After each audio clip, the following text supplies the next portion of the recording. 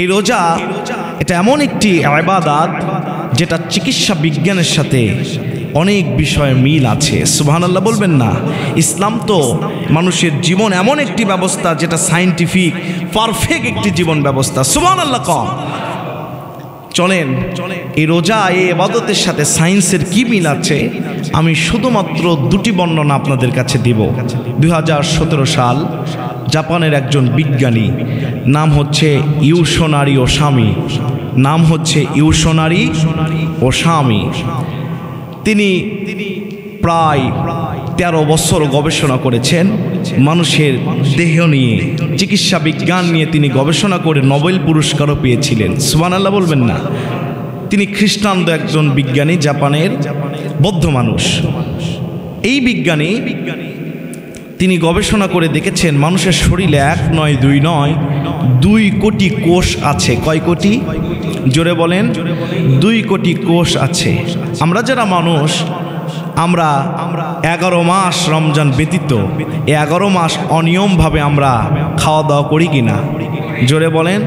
এই অনিয়মভাবে খাওয়া দাওয়া করার কারণে 2 কোটি কোষের পাশাপাশি আরও কিছু নতুন নতুন কোষ জন্ম নেয়। বিজ্ঞানীরা বলছেন এই নতুন নতুন কোষগুলোর কারণে মানুষের শরীরে 2টি রোগ বাসা বাঁধে। কয়টি? 1 নাম্বার হচ্ছে ক্যান্সার আর 2 নাম্বার হচ্ছে টিউমার। মানুষের রক্তের ভিতরে ক্যান্সার হয় 5 প্রকার। জোরে বলেন কয় প্রকার? আর শরীরে টিউমার হয় সাধারণত 3 প্রকার। কোনোটা ফুলে ওঠে, কোনোটা মিশে থাকে, আর কোনোটা রক্তের ভিতর মিশে যায়। এই যে টিউমারগুলো হয় অতিরিক্ত কোষের কারণে। সুবহানাল্লাহ বলবেন না?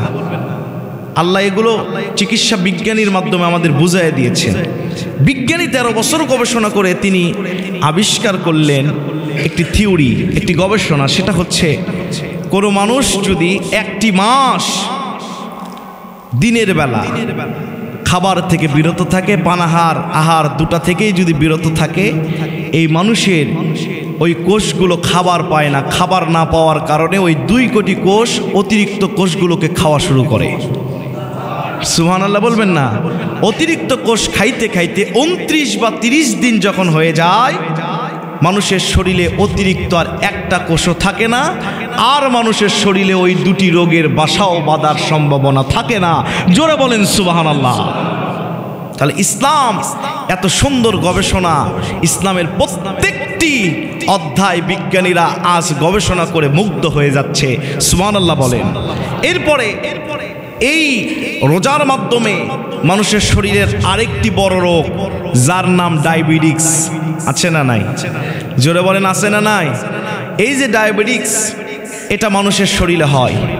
বিজ্ঞানী নজরুল ইসলাম, আমেরিকার বিজ্ঞানী, তিনি গবেষণা করে বলছেন রমজান, রোজা, মুসলিম বিজ্ঞানী, রোজা এমন একটি ইবাদতের নাম, কেউ যদি রোজা রাখে, এই ডায়াবেটিস হওয়ার কারণের ভিতরে অন্যতম কারণ হচ্ছে মানুষের শরীরের বিষাক্ত একটি টক্সিন, আছে না নাই? এই টক্সিনগুলো জন্মায়। মানুষ যদি রোজা রাখে, এই টক্সিনগুলো 12 ঘন্টা না খেয়ে থাকার কারণে মানুষের প্রস্রাবের মাধ্যমে বের হয়ে চলে যায়। ডায়াবেটিক্সের হাত থেকে মানুষ মুক্ত পায়। জোরে বলেন সুবহানাল্লাহ। এরপরে গ্যাস্ট্রিক, যারা বলে রোজা রাখলে গ্যাস হয় না, আপনি যদি সুন্নাত অনুযায়ী ইফতার করেন, আমাদের দেশে তো ভাজা পোড়ার অভাব নাই, ঠিক কিনা বলেন? আর ওই যে মদিনা, বড় বড় মক্কা শরীফে দুধ, খেজুর, কলা, ঠিক কিনা বলেন? পুষ্টিকর খাদ্য, এগুলো যদি খান, ইফতার সাহারি করেন, আপনার গ্যাস থেকে আপনি মুক্ত হবেন। সুবহানাল্লাহ বলেন। ইবনে কাইয়িম রাহমাতুল্লাহি আলাইহি তিনি বলছেন, মানুষ যখন রোজা রাখে, মানুষের শরীর মিষ্টি জিনিস পছন্দ করে। কি জিনিস? এই মিষ্টি জিনিস খাওয়ার কারণে প্রথম খালি পেটে থাকার পরেই যদি কেউ মিষ্টি দেয়, ওই শরীরে শক্তি জন্মায়। এই জন্যই তো রসুল বলেছেন তোমরা ইফতার করো খেজুর দিয়ে। সুবহানাল্লাহ বলবেন না? এরপরে ইবনে কাইয়িম রাহমাতুল্লাহি আলাইহি বলছেন, এরপরে মানুষ রোজা থাকার কারণে মানুষের পেটের ভিতরে শুষ্কতা জন্ম নেয়। মানুষ যখন পানি দেয়, ওই শুষ্কতাগুলো দূরীভূত হয়ে যায়। এই জন্য খাবারের পূর্বে অল্প হলেও পানি খাওয়া দরকার।